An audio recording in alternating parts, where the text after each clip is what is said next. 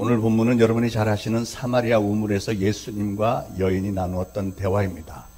저는 오늘 일반적으로 하는 해석과 조금 달리 다른 초점에서 이 말씀을 신앙적으로 영적으로 분석을 해보고 은혜를 나누는 시간이 되기를 원합니다. 자, 예수님은 오늘 말씀에 내가 주는 물을 마시는 자는 영원히 목마르지 아니하리니 내가 주는 물은 그 속에서 영생하도록 솟아나는 샘물이 되리라 이렇게 말씀하셨는데, 오늘 저는 이 물이라고 하는 것에 초점을 좀 맞춰서 물이 우리 신앙에 주는 영적인 교훈이 무엇인지를 살펴보겠습니다. 여러분, 물에 대해서 묵상을 해볼 때 성령님이 저에게 주시는 감동, 첫 번째는 물이라고 하는 것은 항상 낮은 곳으로 흐른다는 사실입니다. 물은 항상 낮은 곳으로 흐른다. 우리의 신앙도 마찬가지입니다. 우리의 신앙도 항상 낮은 곳으로 흘러야 됩니다. 신앙도 항상 물처럼 겸손하게 낮은 곳으로 계속 흘러내려가야 이게 온전한 신앙이 됩니다. 우리 신앙인들은 물이 낮은 곳으로 흘러갔듯이 우리 자신도 항상 겸손하게 무릎을 꿇고 낮아진 위치에서 하나님 앞에 부르짖어 기도할 수 있는 곳으로 내려가야 되고, 또한 역경과 환난과 고통에 빠져 있는 사람들의 삶 속으로 우리 스스로가 낮아져서 그들을 긍휼히 여기는 마음이 우리에게 있어야 됩니다. 예수님께서 그렇게 낮은 곳으로 흐르는 삶의 모델로 보여주셨지 않습니까? 예수님은 그 영광스러운 하늘 보좌에서 나와서 이 낮고 천한 땅으로, 그것도 이 낮고 천한 인간의 육신을 입으시고 이 땅에 오셨습니다. 이 땅에서도 예수님은 가장 낮은 자리에 내려가셔서 그들과 함께 동행을 하셨습니다. 병자들과 가난한 자들과 귀신 들린 자들, 그 사회에서 천대받던 사람들에게 예수님의 생수는 항상 흘러내렸습니다. 그러므로 오늘 여러분도 예수 그리스도의 사랑과 은혜의 생수를 그렇게 낮은 자리에서 받으셔야 하겠고, 또한 더 낮은 자리로 예수님의 그 메시지를 전달하는 직분을 잘 감당하시는 성도님들이 되시기를 바랍니다. 인간관계에서도 사람들은 잘나고 똑똑한 사람을 별로 좋아하지 않습니다. 겸손한 사람, 낮아지는 사람을 좋아합니다. 제가 미국 뉴저지에서 목회할 때 건물을 하나 큼직한 걸 인수를 했습니다. 그 건물은 다른 한인교회가 11년 동안 교회로 쓰던 건물인데, 분명히 교회로 인가가 났다고 했는데 인수를 하고 계약을 다 하고 돈을 다 치르고 나서 보니까 이 건물이 교회 용도가 아니고 창고 용도로 인가가 난 거였어요. 창고. 예배를 드릴 수 없는 건물이었습니다. 그래서 그 이전 교회 목사님에게 물어보니까 자기들은 다른 교회들도 다 그렇게 하는데 자기들은 시청 건물 담당 과장에게 매년 2,000불씩 상납을 했대. 기가 막힌 거 아니에요. 교회가 그렇게 2,000불씩 뇌물을 줘가면서 불법으로 교회를 운영하고 있었던 겁니다. 그 동네는 이태리 사람들이 오래전부터 정착해서 주로 이태리 사람들이 다 장악한 동네였는데, 그 사람들은 한국 사람들이 들어오는 걸 그렇게 달갑게 여기지 않았습니다. 더군다나 한인교회가 자꾸 생기면 한국 사람들이 거기에 더 많이 몰려들 테니까 이태리 사람들은 그게 싫고, 게다가 교회는 건물에 대한 세금을 내지 않으니까 시의 수입이 줄어들고, 그렇기 때문에 그 동네에서는 교회로 인가받기가 거의 불가능이었습니다. 게다가 건물 용도 변경을 주관하는 심사위원 7명 중에서 매년 2,000불씩을 상납받았던 그 과장이 있고, 그 과장의 아버지가 그 보드 멤버로 있는 거예요. 그러니까 이게 불가능입니다. 그래도 저는 교회가 정식으로 인가가 나야지 하고 유태인 변호사를 써갖고 그거를 이제 인가를 내보려고 했는데, 드디어 심의하는 날 법정에 들어가기 바로 전에 변호사가 오더니 복도에서 저에게 말하기를, 어젯밤에 심사위원장이 자기에게 전화가 왔는데 교회로는 절대 허가가 안 되니까 단념하라 이렇게 얘기를 했다는 거죠. 그래서 저는 법정에 들어가서 하나님께 간절히 기도를 했습니다. 그래서 드디어 심사위원들 앞에서 저는 이렇게 양복 정장을 하고 넥타이를 잘 매고, 그게 왜 중요하냐면 우리는 그게 당연하다고 생각하는데 미국 사람들은 그런 중요한 자리에 나갈 때도 청바지에다가 그냥 티셔츠 입고 이러고들 나갑니다. 법정에 대한 존엄성이 별로 없죠. 근데 저는 양복 정장을 다 하고 겸손한 자세로 이렇게 딱 서갖고, 부동 자세로 서갖고, 심사위원들이 질문할 때마다 아주 정중하게 머리를 숙여가면서 thank you for your good questions, sir. 존귀하신 위원님 그 질문 감사합니다. 이래가면서 거의 성은이 망극하나이다 이런 수준으로 분위기로 계속 대답을 했고, 그리고 마지막에 제가 오퍼를 했습니다. 여러분들이 교회가 세금을 안 내는 것으로 좀 고심을 할 것 같아서 저희는 거기 들어가면 건물에 대한 세금을 우리가 다 내겠고, 만약에 시에서 우리 건물에서 어떤 시의 행사를 하기를 원하면 우리 예배 시간과 중복만 되지 않으면 언제든지 무료로 사용할 수 있도록 개방하겠습니다. 시의 모든 정책에 우리 성도들 총동원해서 최선을 다해서 협조하겠습니다. 그랬더니 이 심사위원들이 얼마나 좋아하는지 그날 7명의 심사위원들이 만장일치로 우리 통과시켜줬습니다. 이게 뭐 여러분 당연하다고 생각하겠지만 나중에 보니까 그 뉴저지의 한인교회가 200개가 넘어요. 200개. 200개가 넘는 중에서 저희들처럼 제대로 인간한 교회가 20개밖에 없는 거예요. 20개. 10분의 1. 그러니까 10교회 중에서 한 교회밖에 안 되는 거예요. 그러니까 나머지 한인교회들은 전부 불법으로 그냥 선교센터라고 하는 간판 달고 혹은 아까 그 사람들처럼 1년에 얼마씩 돈 내면서 매수해서 위태위태하게 교회 모임을 하고 있는 겁니다. 아직도 그러고 있습니다. 여러분도 아시겠지만 미국은 변호사비가 굉장히 비쌉니다. 더군다나 유태인 변호사니까 그거 뭐 한 건이지만 최소한 1,000만 원은 줘야 되는 건데 이상하게 몇 개월이 지나도 이 변호사가 연락이 없는 거예요. 청구서가 없는 거예요. 그래서 제가 찾아갔더니 변호사가 뭐라 그러냐면 당신이 다 했는데 내가 어떻게 청구하겠느냐. 나는 당신을 좋아합니다. 뭐 이러면서 한 푼도 안 받겠다 이러는 거예요. 할렐루야. 예, 남의 교회 얘기니까 뭐 별로 기쁘지 않겠지만 예. 여러분 세상 사람들도 이렇게 사람이 겸손하고 낮아지고 이렇게 굽실거리면 좋아합니다. 뻣뻣하게 서서 뭐 땡땡거리면서 내가 권리가 어떻고 막 이렇게 하는 사람들은 절대로 편들어주지 않습니다. 그래 마음대로 해봐라 법대로 해봐라 이러지 절대로 편들어주지 않습니다. 오늘 제가 여러분에게 특별히 하나님에 대한 비밀을 한 가지 알려드리겠는데 그게 뭐냐면 우리 하나님도 그러신다는 거예요. 우리 하나님도 겸손한 사람을 좋아하시고요. 겸손한 사람의 기도를 좋아하시고 응답을 쉽게 해주십니다. 믿으시기 바랍니다. 그러므로 사랑하는 여러분, 여러분의 평생의 사람들 앞에서 특히 하나님 앞에서 항상 물처럼 낮아지고 겸손하시기를 축원합니다.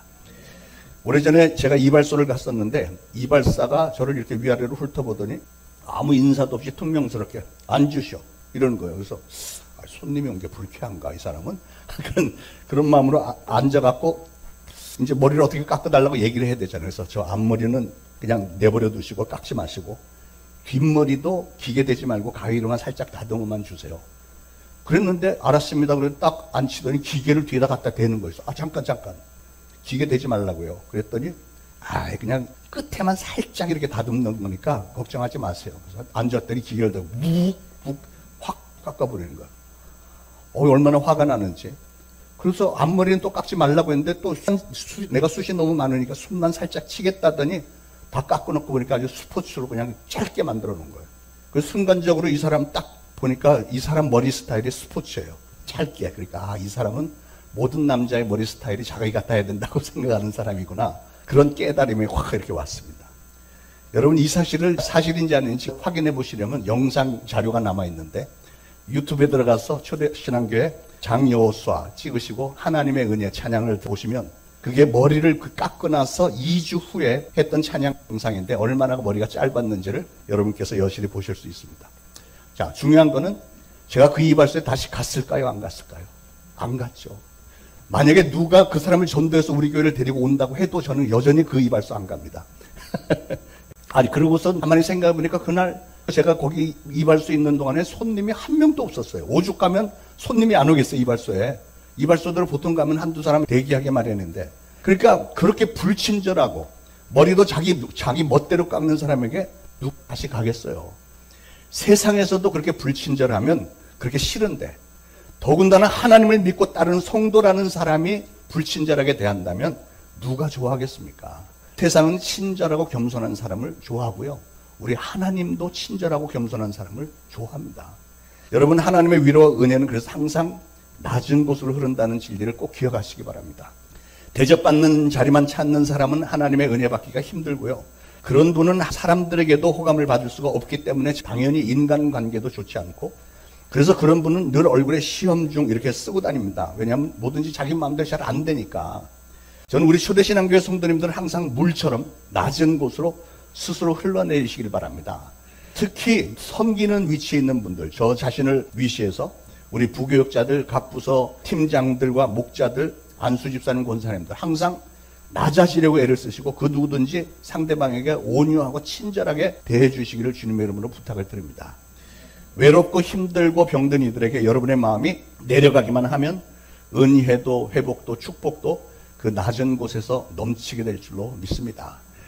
여러분 오늘날 세상에는 너무나도 많은 사람들이 말로 다 할 수 없는 고통 가운데 살아가고 있습니다.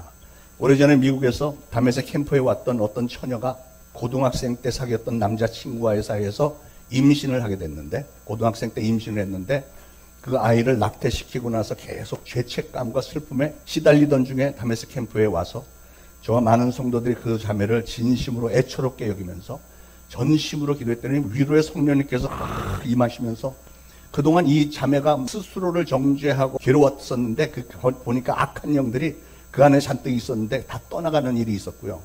그 자매가 정말로 많이 위로를 받았고 새로운 인생의 결단을 했고 그 이후로 정말 아름답게 신앙생활을 잘하는 것을 보았습니다. 그런 기가 막힌 사연을 가진 사람들이 이 세상엔 정말 많은데 마음의 상처와 고통이 많아서 이 세상 그 어떤 것으로도 치료가 되지 않던 사람들이 그렇게 낮은 자리에 떨어져서 신음을 하고 있을 때 주변의 많은 성도들이 그들에게 진실된 마음으로 다가가서 함께 낮아져서 그들을 위해서 기도했더니 성령님께서 그렇게 그들을 위로해 주셨고 어루만져 주셨고 치유해 주셨던 일들, 저는 수도 셀 수 없이 많이 기억을 합니다. 그런 일들이 너무나 많습니다. 여러분, 하나님의 은혜는 그렇게 물과 같아서 병든 자들, 상처 입은 자들, 주님을 사모하고 간구하는 이들에게, 겸손한 이들에게 자꾸 낮은 곳으로 흘러내리는 겁니다. 교회는 그렇게 상처를 입고 고통 중에 낮은 자리로 떨어져 있는 영혼들이 하나님 앞에 나와서 하나님께 간절히 부르짖음으로 긍휼히 여김을 받아서 성소로부터 흘러내려가는 그 생수로 하나님의 위로와 치료를 받는 것이 교회라고 저는 생각을 합니다. 저는 우리 초대신앙교회와 온 성도 여러분들이 그런 역할을 잘 감당하는 교회가 되기를 간절히 소원합니다. 그렇게 해서 위로와 힘과 소망과 비전을 얻는 사람들이 이 자리에 더 많이 모여서 예수님께서 끊임없이 내려주시는 그 생명수를 마시고 그렇게 함으로 우리가 점점 더 큰 물을 이루고 그 물이 널리 널리 퍼져나가서 하나님의 위로와 능력과 하나님의 사랑과 은혜를 온 세상에 전파하는 것, 이게 바로 교회의 사명이라고 생각합니다. 자, 신앙과 물에 관해서 또 한 가지 비교해 보는 것은 물의 특성 중에 하나로 물은 열을 가하면 펄펄 끓게 되어 있다는 거죠. 신앙적으로는 예수님께서 주시는 사랑과 구원의 물이 우리 가운데 채워질 때 성령님께서 뜨겁게 열을 가해 주셔서 영원토록 솟아나는 샘물이라면서 예수님이 주셨던 그 물이 우리 안에서 막 뜨겁게 끓어오르는 것을 상상을 해볼 수 있겠습니다. 여러분, 신앙의 열정이 성령의 불을 받아서 우리 안에서 부글부글 끓어오르면 우리 속에 있던 불신과 증오와 미움과 갈등과 상처들이 그 끓는 물 속에서 다 녹아지고 치료받고 풀어져서 없어지게 될 줄로 믿습니다. 음식물도 물을 팔팔 끓이면 인체에 해로운 세균들이 다 죽어버리고 덜 익었던 것들이 다 익게 되듯이 복음의 물이 막 부글부글 끓고 사랑의 생수가 그렇게 끓을 때, 바로 성령님에 의해서 그렇게 끓을 때 우리 인생길에 우리를 괴롭히고 우리에게 상처를 주던 악한 영들이 다 쫓겨나가고요. 오랫동안 축적이 된 시련과 고통들이 이제는 오히려 성화의 도구로 활용이 될 줄로 믿습니다. 그래서 예수 그리스도의 복음의 물, 사랑의 생수는 항상 성령님의 뜨거운 역사 가운데 팔팔 끓여야 된다. 그래서 우리는 성령 충만함을 받아야 된다. 그 말씀이에요. 오늘은 옛날 얘기를 좀 많이 하게 되는데, 오래전에 미국에서 있었던 충격적인 사건을 떠올리게 되는데, 2007년, 지금으로부터 18년 전에 버지니아 테크 대학교에서 일어났던 조승희 사건, 그건 엄청난 충격이었습니다. 이 조승희라는 학생은 한국에서 태어나서 가부장적 사회에서 얻었던 불만을 품은 채 미국으로 가서 미국에서 자라는 중에 형성이 된 사회에 대한 반발심 때문에 총을 들고 가서 자기 학교에서 32명이나 되는 학생들을 쏴 죽였습니다. 그리고 자기도 총을 쏴서 죽었습니다. 끔찍한 총격 사건이었습니다. 근데 더군다나 이 아이가 한국 학생이니까 우리에게는 엄청난 충격이었죠. 어떻게 한국 아이가 이럴 수 있을까? 그 사건을 보면서 그때 미국 전역에 있는 한인교회들이 통해 잡아가는 기도를 했었습니다. 우리가 어찌할꼬, 하나님 어떻게 하면 좋겠습니까? 우리 청소년들이 어쩌다 이 지경이 됐을까요?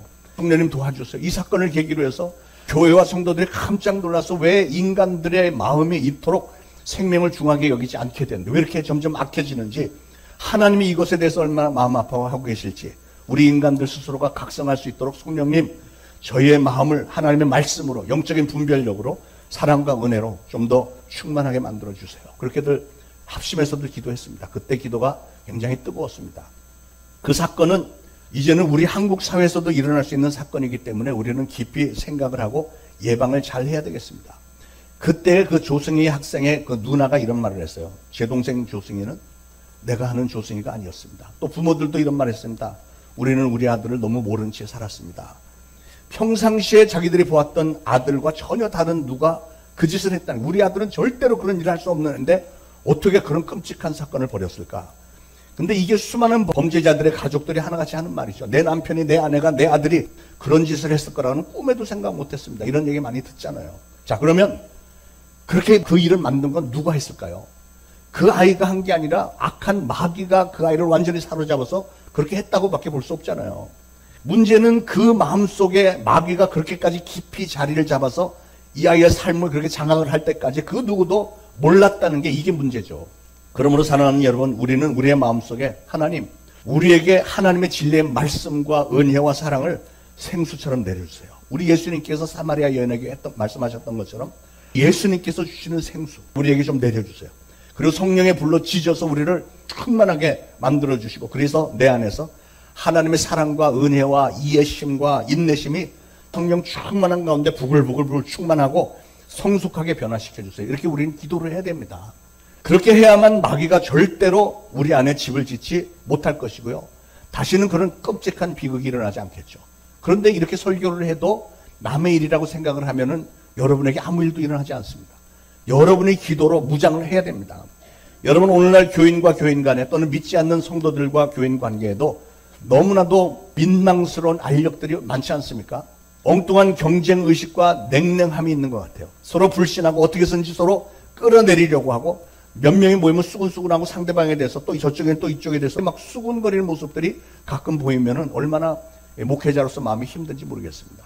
그런가 하면 그런 일에 대해서는 그렇게 열심히 하면서도 정작 복음을 위해서는 성령님의 부재로 인해서 마치 라오디게아 교회처럼 차지도 않고 뜨겁지도 않고 뜨뜻미지근하기만 한 그런 교회들이 오늘날 얼마나 많습니까? 여러분, 성전만 아름답고 교인들만 숫자가 많으면 무슨 소용이 있습니까? 숫자가 많은데 아무 열매가 없다면 하나님의 탄식만 더해질 뿐이죠.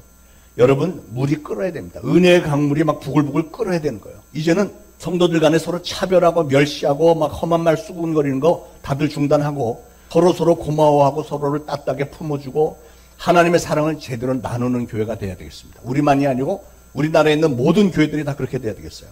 만약에 그러지 않는다면 우리는 라오디게아 교회처럼 하나님의 책망을 면하지 못할 것입니다. 여러분, 우리는 그런데 보면 나도 모르는 사이에 얼마나 많은 편견을 품고 사는지 모릅니다.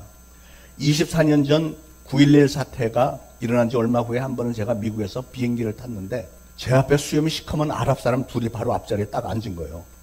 그런데 이 사람들 분위기가 굉장히 이상하더라고요. 이 사람들이 막 사람을 돌르면서 막 굉장히 초조해하고 자꾸만 일끔일끔 뒤를 돌아보고 스튜어디스가 이렇게 옆으로 지나면 깜짝깜짝 막 놀라고 수상해. 좀 늦게 탄 사람들이 자기 짐을, 가방을 넣을 공간이 있을까 해서 이 사람 머리 위에 그 컴파트먼트 열으려고 하니까 이 사람들이 막 거기 꽉 찼다면서 막 벌떡 일어나갖고 자기 가방에는 손도 못 대게 굉장히 민감하게 막 언성을 높이고 막 난장판이었습니다. 그걸 보고 저는 야, 이거 아무래도 수상한데 이거 혹시 이 사람들 폭탄 들고 탄 거 아니야? 뭐 이런 생각이 막 들더라고요. 그런데 또 옆에 탄 한국분이 이 사람들 좀 하는 짓이 이상하지 않아요? 또 이 사람도 그러는 거예요. 그래서 저는 마음에 각오를 했습니다. 그때가 제가 40대 중반이었으니까. 예. 오늘 내가 이 비행기를 내가 지키리라. 목사가 내가 오늘 이 비행기를 지키리라. 하나님이 나를 이 사람들 뒤에 앉히신 이유가 있구나 하면서 여차하면 군대 시절 태권도 2단의 솜씨를 발휘할 생각으로 딱 잔뜩 준비 태세를 취하고 그 사람들 예의주시하면서 그들의 뒤통수가 뚫어지게 막 이렇게 쳐다보고 이러고 있었습니다. 촉각을 곤두세우고 한참을 그러다가 그만 잠이 들어버렸어요. 예. 근데 기내 방송이 확 나와서 잠을 깼는데 뭐라고 하냐면 이제 20분 후면 활주로에 내린대. 내가 깜짝 놀라갖고 앞에 아랍 사람들을 보니까 곤히 잠자고 있는 거 아주 평화롭게. 얼마나 미안한 생각이 드는지 그 순간 이 목사라는 사람이 저들의 생김새, 옷차림, 표정 뭐 이런 것만 보고 불신을 하고 경계를 하고 의심을 하고 그게 다가 아니고 일어나서 이것들이 가방에서 뭘 꺼내려고 하면 내가 눈을 먼저 쳐버릴까 하면 코를 먼저 칠까 막 주먹을 불끈 쥐고 있었으니 이게 얼마나 부끄러운 모습입니까? 그래서 그 자리에서 그냥 순간적으로 하나님 앞에 아이고 하면서 회개했습니다. 하나님, 저 사람들 생긴 모습과 피부 색깔만 가지고도 이렇게 편견을 가지고 차별하고 제가 불신을 했습니다. 이 부족한 모습이 목회 현장에서도 나타나진 않을까 두렵습니다. 성령님, 주님의 생수가 제 안에서 성령의 불로 더 끓어오르게 하시고 뜨겁게 달구어져서 모든 사람들을 다 주님의 사랑으로 품을 수 있는 아량의 넓은 종이 되도록 저를 붙들어 주세요. 이렇게 기도했습니다. 저는 오늘 여러분에게도 똑같은 마음이 있기를 바랍니다.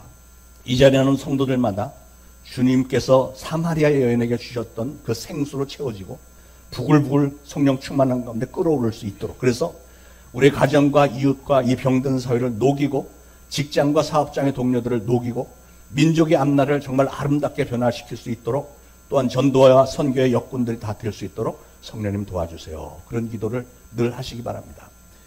자, 물의 특성 한 가지 더 있습니다. 물은 흐르는 곳마다 생명을 살리고 열매를 맺게 해줍니다. 에스겔서 47장 12절에 보면 이런 말씀이 있어요. 강 좌우 가에는 각종 먹을 과실나무가 자라서 그 잎이 시들지 아니하며 열매가 끊이지 아니하고 달마다 새 열매를 맺으리니 그 물이 성소를 통하여 나옵니다. 그 열매는 먹을 만하고 그 잎사귀는 약재료가 되리라. 이게 놀라운 말씀 아닙니까? 성소에서 물이 넘쳐 흐르고 그 물이 강물이 되어서 흘러 넘칠 때 그 물이 가는 곳마다 생명이 넘쳐나고 나무가 자라고 실과가 맺히고 또 잎사귀마저 약으로 쓰이게 된다. 그리고 또 9절에는 이 강물이 이룬 곳마다 번성하는 모든 생물이 살고 또 고기가 쉼이 많으니 이 물이 흘러 들어가므로 바닷물이 되살아나겠고 이 강이 이르는 각처의 모든 것이 살 것임이 이랬어요. 여러분, 우리의 신앙이 이런 모습이 되어야 될 줄로 믿습니다. 우리가 받은 그 구원의 은혜와 감사함이 물처럼 흘러내려야 되고, 그렇게 함으로써 여러분의 가정이 다시 살아날 뿐 아니라 여러분의 자녀들이 생명이 넘치는 신앙의 자녀들이 되고, 여러분 주변의 수많은 사람들이 죄악의 사슬에서 벗어나게 되고 구원의 기쁨을 맛보는 역사가 불같이 여러분 주변에 일어나게 되기를 축원을 드립니다. 우리 주님이 그걸 원하시는 거예요. 저희 어머니가 병원에 입원해서 겨우 몇 마디 말씀밖에 하지 못하실 때, 제가 주일 예배가 끝나고 병원에 가면 저희 어머니는 항상 저에게 물어보셨습니다. 오늘 설교 잘했어? 새 사람 좀 왔어? 짧은 말이지만 지금 돌아보니까 어머니의 그 말씀에는 목회자와 교회 사명이 무엇인지가 잘 요약이 되어 있었어요. 다시 말해서 교회는 강단에서 선포되는 말씀을 통해서 성소에서 은혜가 흘러넘쳐서 그 다음에 주님 앞으로 돌아오는 새 사람, 즉 탕자들이 많이 돌아오는 교회가, 다시 말해서 구원받는 자가 날마다 늘어나는 교회가 가장 바람직한 교회다, 그 말이잖아요. 그거를 짧게 우리 어머니는 말이 잘 안 되니까 오늘 설교 잘했어? 은혜가 넘치게 잘했어? 새로운 사람들 좀 왔어? 구원받은 사람이 새로 생겼어? 이런 얘기잖아요. 그래서 전 늘 기도합니다. 우리 초대신앙교회 날마다 돌탕들이, 돌아온 탕자들이 늘어나며, 그래서 깨졌던 가정들이 회복되어지고 인생을 포기했던 사람들이 다시 소망을 붙들게 되고 질병들이 치유함을 받고 우리 성도들과 가정과 교회를 항상 공격해야 되는 악한 마귀 더러운 귀신들이 다 예수 그리스도의 이름으로 쫓겨나가는 일들이 끊임없이 일어나고요. 우리 주님으로부터 상급받을 만한 열매들을 많이 맺는 그런 교회, 그런 성도들이 되어지고, 우리 중에 위대한 주의 종들과 선교사들이 온 세계 구석구석 땅끝까지 빽빽하게 파송이 되어지고 선교지에 수많은 예배당과 신학교가 세워지는 그런 교회 되게 만들어주세요. 여러분도 그런 기도를 좀 하시길 바랍니다. 목사 혼자서만 그런 기도해서 되겠어요? 성도가 같이 해야 뭐가 되겠죠. 17년 전에 어머니가 돌아가시고 난 지 얼마 안 돼서 한국으로 제가 청병을 받았는데, 그때 저는 운전 중에 어머니께 전화를 드렸습니다. 그랬더니 음성 메시지가 나왔는데 The number you have reached is no longer in service. 당신이 건 전화번호는 더 이상 사용되지 않는 전화번호입니다. 그럴 수밖에 없죠. 어머니 이미 돌아가셨으니까. 그러나 저는 전화기 상대편에 있지도 않는 어머니께 그냥 말씀을 드렸어요. 어머니하고 통화를 하고 싶었으니까. 어머니, 하나님께서 저 한국으로 나가라고 하시네요. 저 위에서 기도 많이 하고 계시죠. 설교할 때마다 은혜의 강물이 흘러넘쳐서 성도들과 성도들의 가정들이 치유함을 받고 수많은 사람들이 하나님의 품으로 돌아올 수 있도록요. 그리고 땅끝까지 나가는 선교사들이 많이 나오도록요. 그렇게 기도해 주고 계시죠. 그렇게 전화를 하면서 눈물이 쏟아져서 더 이상 운전을 할 수가 없었습니다. 그래서 길 옆에 차를 세우고 계속 기도를 하는데 하나님께서 이런 감동으로 저를 위로해 주셨어요. 너는 눈물로 기도하는 어머니의 아들이잖아. 예. 그러고 보니까 눈물도 물이네요, 물. 여러분, 물은 가는 곳마다 생명을 살리고 자라고 열매 맺게 만드는 힘이 있습니다. 오늘 어머니 되신 분들이 기도 중에 자녀들을 위해서 흘리는 눈물이 여러분 자녀들의 영혼을 살리고요, 귀한 삶의 열매를 맺게 할 것입니다. 사랑하는 어머니 여러분, 나중에 아이들에게 문제 생기고 나서 울고 불고 그럴 걸 저럴 것 후회하지 말고 여러분의 자녀를 위해서 그들이 믿음 가운데 잘 자라서 하나님과 항상 동행하면서 축복받는 하나님의 자녀들이 되도록 새벽에 나와서 눈물로 기도 좀 하시기 바랍니다. 눈물로 기도하는 어머니의 자식은 망하지 않는다 그랬잖아요.